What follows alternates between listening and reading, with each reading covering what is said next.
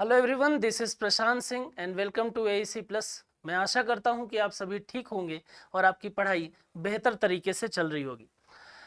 आज मेरे पास जो आपके लिए लाइन है वो बस यही है कि मैं सिर्फ इतना कहना चाहता हूं कि आप किसी भी एम को अचीव करने के लिए आप जिस राह पर चल रहे हैं, जिस रास्ते पर चल रहे हैं, तो उससे आपको घबराने की आवश्यकता नहीं। क्योंकि बहुत सारे लोग आपको ऐसे भी मिलेंगे जो आपको ये बोलेंगे कि यार ये एग्जाम बहुत कठिन है, जो आपको ये बताएंगे कि यार इस एग्जाम में तो इतने लोग प्रिपरेशन कर रहे थे लेकिन उनमें से सिर्फ इतने ही लोगों का एग्जाम क्रैक हुआ है। तो आप याद रखिए कि आपको उस रास्ते से मतलब अगर हम बात करें उस एम की तरफ पहुंचने में जो भी रास्ता है उसके बारे में सोचकर आपको डरना नहीं है। क्यों? क्योंकि मेरे पास जो आपके लिए लाइनें हैं वो ये हैं कि रास्ते की परवाह वही करते हैं जिन्हें कुछ करना नहीं होता, और सफलता कोई एक दिन में मिल जाने वाली चीज नहीं है। तो यकीन मानिए कि सफलता जो है वो इंस्टेंट, ये नहीं है कि मैगी नहीं है कि बस बनाया और 2 मिनट में खा लिया। बात समझ में आ रही है? यहाँ पर आप बात करेंगे सफलता की, यहाँ पर जब आप देखेंगे तो जो आपका एम है, आपका लक्ष्य है, क्योंकि वो बड़ा है, तो वहां तक पहुंचने में जिस रास्ते से गुजरना होगा वो भी तो बड़ा ही होगा।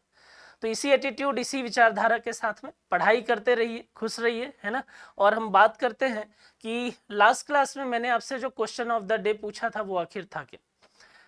क्वेश्चन था कि who has been appointed as the director general of Indian Coast Guard. मैंने आपसे ये पूछा था कि किसे अभी हाल ही में भारतीय तटरक्षक बल का महानिदेशक जो है वो नियुक्त किया गया है, और उनका नाम है राकेश पाल। तो राकेश पाल जी जो है उनको अभी हाल ही में कोस्ट गार्ड का अगर हम बात करें तो डायरेक्टर जनरल जो है वो इंडियन कोस्ट गार्ड के डायरेक्टर जनरल के तौर पर उनको नियुक्त किया गया। ये आप याद रखिएगा। आइए देखें जो आज का हमारा क्वेश्चन नंबर फर्स्ट है वो क्या बोल रहा है कि which organisation has release the techno commercial readiness and market maturity matrix, जिसको टीसीआरएम मैट्रिक्स के नाम से भी जानते हैं, framework to drive innovation and entrepreneurship in India on 18 July. 18 जुलाई को किस संगठन ने भारत में नवाचार और उद्यमिता को बढ़ावा देने के लिए techno commercial readiness and market maturity matrix जो है फ्रेमवर्क उसको जारी किया है? तो वहां पर अगर हम बात करें कि ये किसके द्वारा जारी होता है, तो आप याद रखिए कि ये जो टीसीआरएम है, ये टीसीआरएम को रिलीज करता है कौन? It is released by NITI Aayog. बात समझ में आ रही है? इसे कौन जारी करता है? तो ये जारी किया जाता है नीति आयोग के द्वारा। इसे जारी किया जाता है नीति आयोग के द्वारा। अब नीति आयोग जो इसको रिलीज करती है, तो नीति आयोग से संबंधित चीजें मैंने आपको बताई दी थी। आप मुझे फटाफट कमेंट करके बताएंगे कि नीति आयोग के जो हेड होते हैं, जो प्रेसिडेंट होते हैं, वो कौन होते हैं और वर्तमान में कौन है। दूसरा आप मुझे बताएंगे कि वाइस प्रेसिडेंट कौन है, और तीसरा आप मुझे कमेंट करके बताएंगे कि नीति आयोग के सीईओ जो हैं वो कौन है। अभी लास्ट क्लास में ही मैंने आपको ये चीजें बताई हुई। बात समझ में आ रही है? तो यहाँ पर अगर मैं आपसे बोलूं कि जो टीसीआरएम फ्रेमवर्क है वो उसको किसने रिलीज किया है, तो उसको नीति आयोग ने रिलीज किया है। और बात आती है कि सर किसके लिए, ये किससे रिलेटेड है, तो याद रखिएगा कि इंडिया में अगर हम बात करें तो इंडिया में innovation and entrepreneurship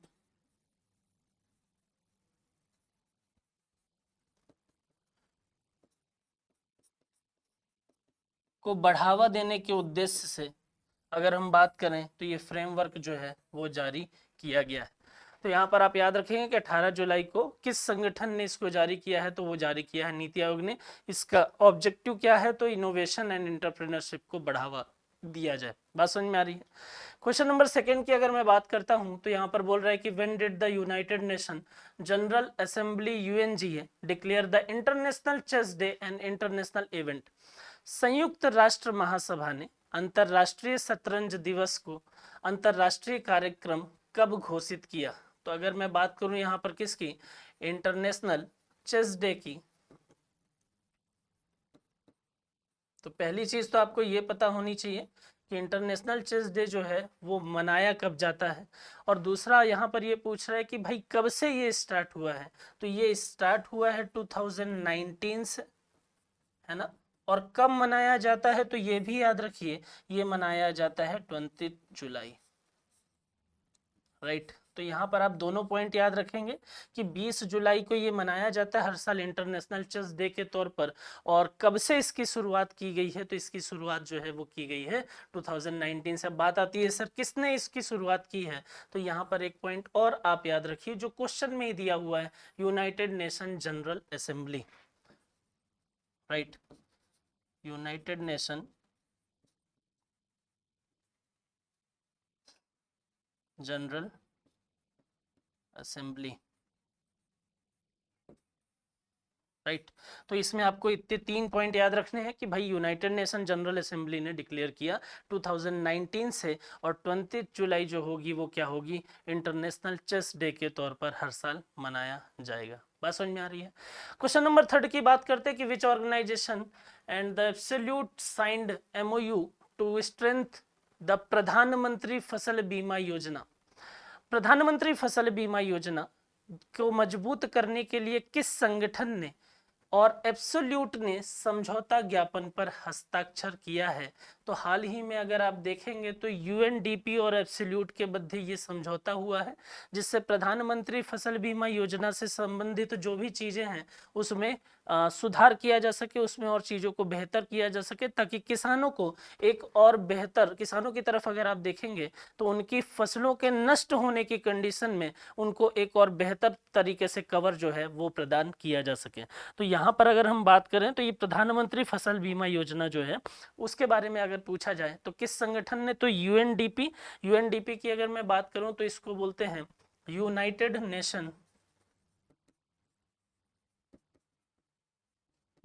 nation Development Program, right. तो किसके किसके बीच में, एब्सोल्यूट और United Nation Development Program UNDP के मध्य ये MOU जो है वो साइन हुआ है। दूसरी बात आती है कि सर ये किस मिनिस्ट्री, अगर मैं बात करूं प्रधानमंत्री फसल बीमा योजना की, तो प्रधानमंत्री फसल बीमा योजना जो है वो किस मंत्रालय के द्वारा इसकी शुरुआत की। आपको ये तो पता है कि मोदी जी ने इसकी शुरुआत की है, और प्रधानमंत्री फसल बीमा योजना नाम से ही आपको आइडिया लग रहा है। बात आती है कि सर किस मंत्रालय, तो याद रखिए ministry of agriculture and farmer welfare. तो ये किसके द्वारा किया गया है, तो ये ministry of agriculture and farmer welfare, है ना। तो अगर आपसे ये पूछा कि सर किस मिनिस्ट्री का पार्ट है प्रधानमंत्री फसल बीमा योजना, तो आप बोलिए sir ministry of agriculture and farmer welfare. अब बात आती है सर इसकी शुरुआत जो है वो कब की गई, तो इसकी शुरुआत की गई, जिसको आप प्रधानमंत्री फसल बीमा योजना के नाम से जानते हैं, तो इसकी शुरुआत की गई है 2016 में। इसको लागू किया गया कब, 2016 में। लेकिन सर हम ये भी तो सुने हैं कि प्रधानमंत्री फसल बीमा योजना जो है वो 2.0 के नाम से भी जानी जाती है। तो यहाँ पर पहली चीज तो आप ये याद रखिए कि जो सबसे पहले प्रधानमंत्री फसल बीमा योजना आई है उसकी अगर मैं बात करता हूं, तो प्रधानमंत्री फसल बीमा योजना जो है उसको 18 फरवरी 2016 को लागू किया गया, ठीक है। तो यहां पर याद रखिए, लेकिन इसमें कुछ चीजों में सुधार किया गया। सुधार कैसे किया गया, जो अगर मैं बात करूं यहाँ पर कवर से संबंधित पहलू हैं, उन पहलुओं में कहीं ना कहीं कुछ सुधार हुआ। और ये सुधार कब हुआ, ये हुआ 2020 में। जब ये 2020 में सुधार हुआ तब हम इसी को एक और नाम से जानने लगे, हमने बोला ये प्रधानमंत्री फसल बीमा योजना 2.0 है, राइट। तो यहाँ पर आप याद रखिए कि है एक ही चीज, प्रावधान सबसे पहले जो आए थे वो 2016 में आए थे, उसमें फिर कुछ चीजों को बदलाव किया गया, सुधारात्मक रिफॉर्म के तौर पर लाया गया। और 2020 की अगर हम बात करें तो प्रधानमंत्री फसल बीमा योजना 2.0 कहलाती है। अब बात आती है कि सर ये योजना है क्या, इसमें किस तरीके से फायदे मिलते हैं। बहुत शॉर्ट में मैं आपको बता देता हूँ कि भाई देखो ऐसा है, किसान ने क्या किया, अपना अलग अलग जगहों पर प्रोडक्शन किया। जब किसान प्रोडक्शन कर रहा है उस टाइम पे बारिश बहुत ज्यादा हो गई। अगर बारिश बहुत ज्यादा हो जाएगी या बारिश बहुत कम हो जाएगी या किसी भी प्रकार की अनसर्टेनिटी के कारण किसान की फसल जो है वो नष्ट हो जाएगी। भारत का किसान, अगर हम अपर लेवल की बात छोड़ दें, अगर हम एक लिमिट से ज़्यादा जो किसान है उनकी बात छोड़ दें, तो अधिकांश किसान की आर्थिक स्थिति जो है वो कमज़ोर ही नज़र आती है। तो यहाँ पर जब आप देखेंगे तो ऐसे किसान जो है वो क्या करते हैं, वो बैंक से लोन लेकर और फिर उससे खेती करते हैं। और उनको ये लगता है कि भाई लोन लिया है, खेती करेंगे, प्रोडक्शन होगा, उस प्रोडक्ट को बेचेंगे, पैसा आएगा, लोन चुका देंगे, कुछ हमको ही बच जाएगा। लेकिन उसके बीच में यहाँ पर उनकी फसल जो है वो खत्म हो जाती है। फसल के खत्म होने के बाद किसान के सामने सबसे बड़ी समस्या है कि भाई अब क्या करें, लोन कहाँ से चुकाएं। आप देखेंगे, अगर आप कुछ सालों पहले तक देखें तो भारत की स्थिति एग्रीकल्चर पे जब मैं बात करूं तो ज्यादातर केसेस हम लगातार ये सुनते थे कि भाई इस जगह पर इतने किसानों ने आत्महत्या कर ली। भारत की विडंबना की अगर बात करूं इस सेक्टर से लेकर, तो देश की विडंबना अभी तक यही थी कि देश का में ओवरऑल सभी का पेट पालने वाला जो किसान है, कहीं ना कहीं उसका पेट जो है वो भूखा रह जाता है, और वो लोन लेकर लोन को ना चुका पाने के कारण वो क्या कर लेते थे, सुसाइड कर लेते थे। केसीसी के बाद अगर एग्रीकल्चर सेक्टर में सबसे महत्वपूर्ण या बेहतर स्कीम अगर कोई लाई गई है तो वो लाई गई है प्रधानमंत्री फसल बीमा योजना। गवर्नमेंट की तरफ से ये बोला गया कि आपके इस प्रोडक्शन का, इस एरिया का हम कवर कर देंगे। अगर किसी भी प्रकार की अनसर्टेनिटी होती है, कुछ भी बाढ़ होता है या किसी भी प्रकार से आपकी फसल का नुकसान होता है, तो आप घबराइए मत, आपकी फसल क्योंकि कवर कर दी गई है तो उस कवर से आपको पैसा जो है वो मिल जाएगा। तो ये क्या कर रहे हैं, ये किसानों को एक प्रकार की आर्थिक सहायता जो है वो प्रदान कर रहे हैं, और एक भविष्य में होने वाला जो जोखिम है, भविष्य में होने वाला जो रिस्क है, उस रिस्क को कम कर रहे हैं। तो इसीलिए मैं बोल रहा हूं कि भाई केसीसी के बाद अगर मैं बोलूं तो प्रधानमंत्री फसल बीमा योजना ही है जो सबसे बेहतर है एग्रीकल्चर के फील्ड में। तो यहां पर इसी प्रधानमंत्री फसल बीमा योजना के तहत एमओयू पर साइन किया किसने, यूएनडीपी और एब्सोल्यूट ने। बात समझ में आ रही है, यहां तक चीजें आपको क्लियर हो गई। अब देखिए, अब बात आती है कि सर ये यूएनडीपी जो है उसके बारे में, तो उसका फॉर्मेशन किया गया है 22 नवंबर 1965 को, और इसका हेडक्वार्टर जो है वो कहाँ पर है, तो यूएनडीपी का फॉर्मेशन हुआ है 22 नवंबर 1965, एंड इसका हेडक्वार्टर जो है वो न्यूयॉर्क में है ना। इतनी चीजें और इसमें याद रखेंगे आप, क्लियर है। तो याद रखिएगा कि अभी किसने किया है, UNDP and absolute, right.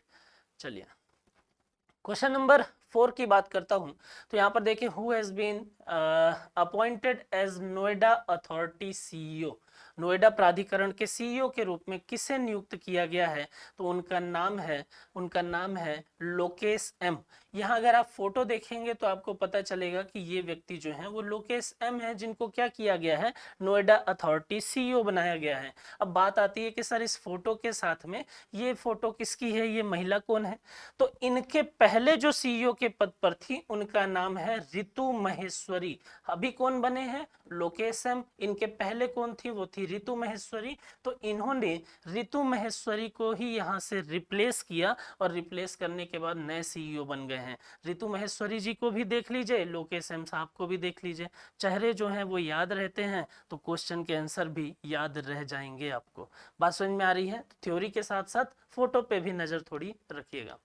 Question number 5 की बात करते हैं कि recently India surf team won the bronze medal at the Asia surfing championship held at Thulusdhoo island in, कहां पर अभी अगर हम देखें तो भारतीय सर्फ टीम ने थुलुसधु द्वीप में आयोजित एशियाई सर्फिंग चैंपियनशिप में कांस्य पदक जीता है। तो ये द्वीप कहां पर है, थुलुसधु, तो ये है मालद्वीप में। बात समझ में आ रही है।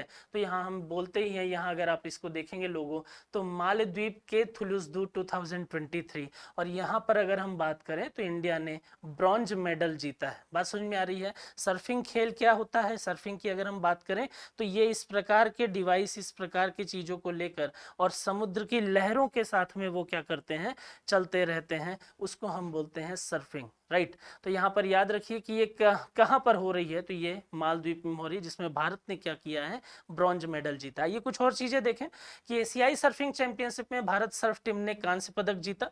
थुलुसधु द्वीप पर आयोजित इस चैंपियनशिप में एशिया के 18 देशों ने भाग लिया। जापान ने स्वर्ण पदक जीता। भारतीय पुरुष टीम में पुरुष वर्ग में 4 वरिष्ठ सर्फर थे, और अंडर 18 की अगर बात करें तो उसमें 2 थे। 6 सर्फर सिर्फ तमिलनाडु से ही थे। अब बोले कि सर ये साउथ के एरिया से ही सिर्फ क्यों इस तरीके की चीजें निकल रही, तो आप देखेंगे कि जो एरिया समुद्र तटों के किनारे हैं उन जगहों के लोग जो हैं वो क्या कर रहे हैं, बचपन से ही इस प्रकार की प्रैक्टिस कर रहे हैं। तो तमिलनाडु की बात करें या इसके आसपास ऐसे स्टेट की बात करें जो समुद्र के तटों से सटे हुए हैं, वहाँ पर इस प्रकार की प्रचलन ज़्यादा है, इसलिए यहाँ से ही ऐसे लोग ज़्यादा निकल रहे हैं। बात समझ में आ रही है? तो यहाँ याद रखेंगे तमिलनाडु के श्रीकांत जो है वो सेमीफाइनल में भी पहुंचे थे। क्वेश्चन नंबर 6 की अगर मैं बात करता हूं तो क्वेश्चन नंबर 6 क्या बोल रहा है कि which ship of the Indian navy have reached Jakarta Indonesia to take part in the maritime partnership exercise with the Indonesian navy, है ना। तो यहाँ पर अलग अलग मैरीटाइम पार्टनरशिप के बारे में मैंने आपको पहले भी बताया है।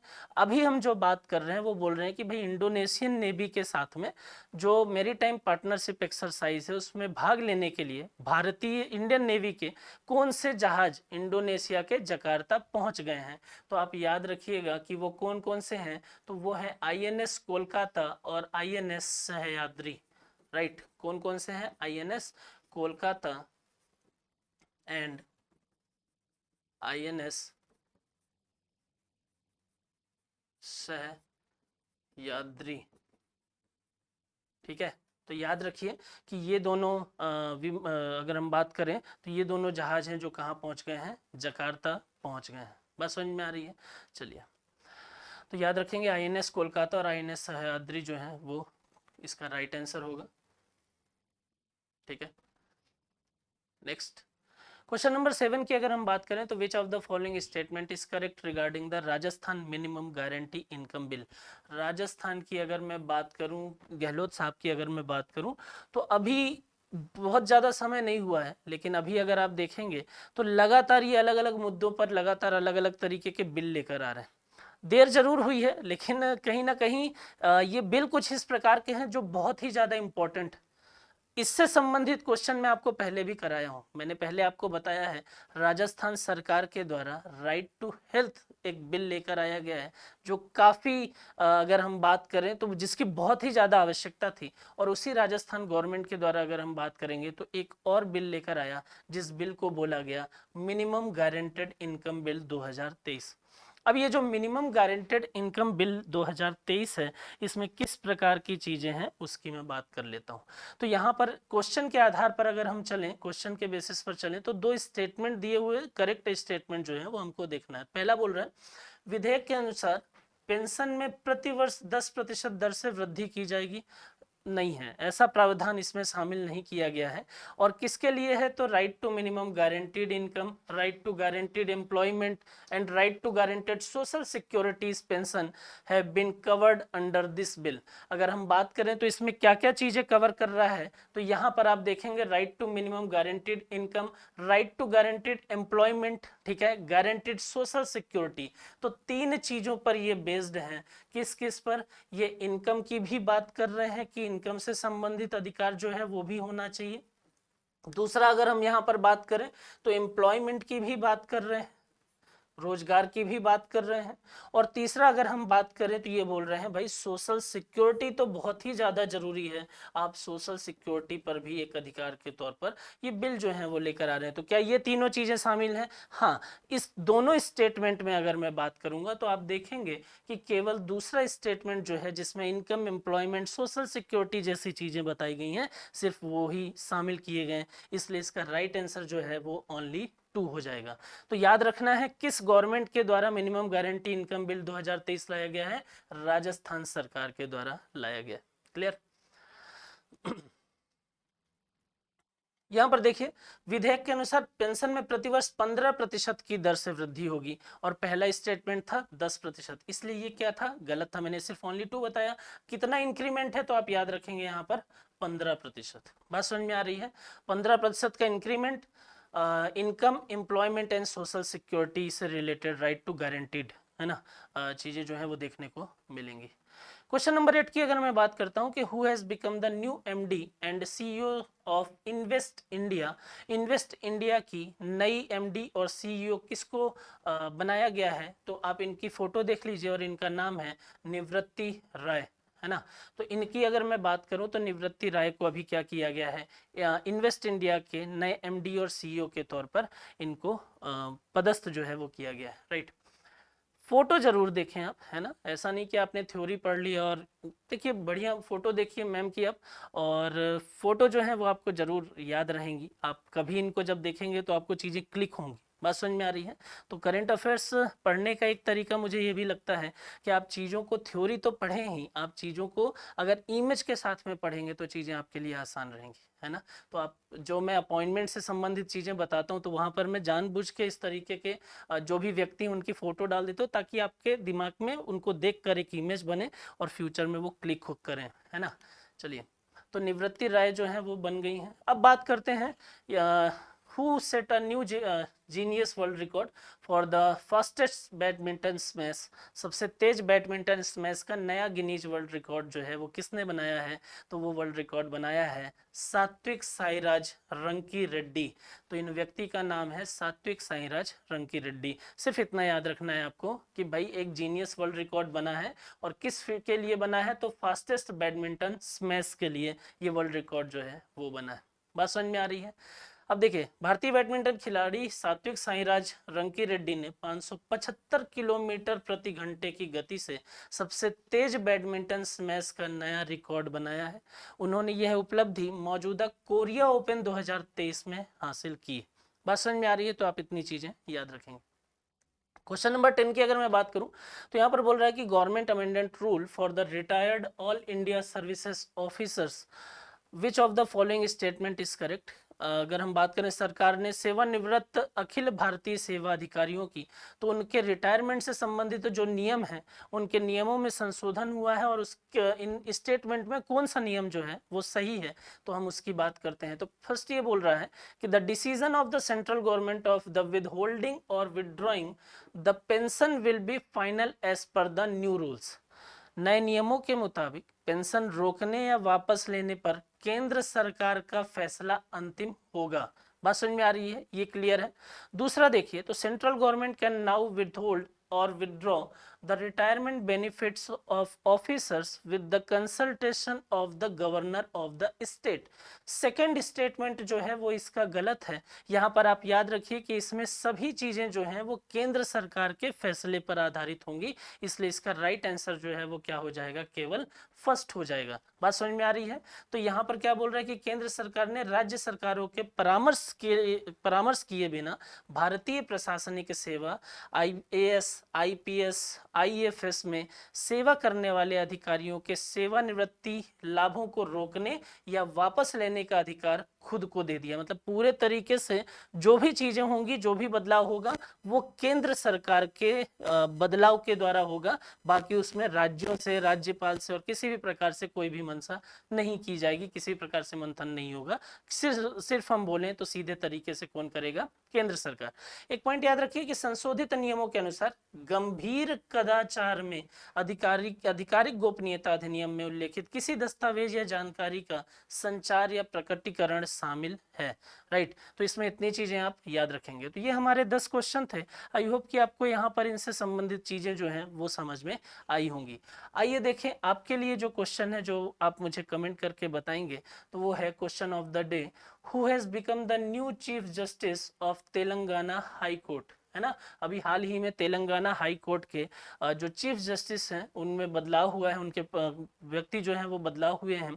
अभी हाल ही में किसको नियुक्त किया गया है आप मुझे कमेंट करके बताएंगे। ठीक है, चलिए, तो ये एक आसान सा क्वेश्चन है, आप फटाफट कमेंट कर दीजिए। ठीक है, और हम नेक्स्ट क्लास में मिलेंगे तो नए टॉपिक के बारे में चर्चा करेंगे, कुछ और तमाम देश और दुनिया की जो हमारे एग्जाम के पॉइंट ऑफ व्यू से जरूरी बातें हैं, जरूरी चीजें हैं, वैसे 10 क्वेश्चन के बारे में चर्चा करेंगे। ठीक है, चलिए फिर आज के लिए इतना काफी है। आप पढ़ाई करते रहिए, खुश रहिए। Thank you so much.